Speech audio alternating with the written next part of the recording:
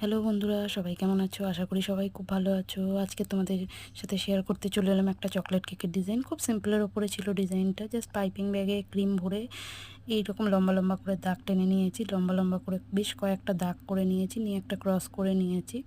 এই ক্রসের মাঝখানেই আমি কিছু রোজ বসিয়ে দেবো এবং এই রোজগুলোকে আমি প্লেস করে দেবো এমনভাবে কোনাভাবে 3টে রোজ এখানে আমি প্লেস করব।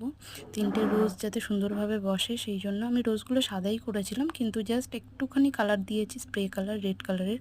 মাথাটাকে একটুখানি রেড রেড করে নিয়েছি দেখতে ভালো লাগার জন্য। 3টে রোজ আমি কর্নারভাবে প্লেস করে দেবো এখানে। এই যে 3টে রোজ আমি কর্নারভাবে প্লেস করে দিয়েছি। দেখো 3 কোনাভাবে দিয়েছি যাতে দেখতে ভালো লাগে, ভরাট ভরাট লাগে। এরপরে আমি পাইপিং ব্যাগের সাহায্যেই এখানে আমি একটু দাগ পাইপিং ব্যাগের সাহায্যেই দেখো আমি একটুখানি এখানে ডিজাইন করে নিচ্ছি। খুব সুন্দরভাবে ডিজাইনটা হয় এরকমভাবে করলে। খুব সুন্দরভাবে দেখো আমি এগুলো ডিজাইনটা করে নিয়েছি। এবার আমি একটা লিপ নজলের সাহায্যে নিচের বর্ডারটা করে নিচ্ছি। লিপ নজল জাস্ট একটুখানি ছোট ছোট করে আমি লিপ নজল দিয়ে এই কাজটা করে নিলাম। তোমরা জানিও এটা কেমন লাগছে, অবশ্যই বলো। ভালো লাগলেও বলো, খারাপ লাগলেও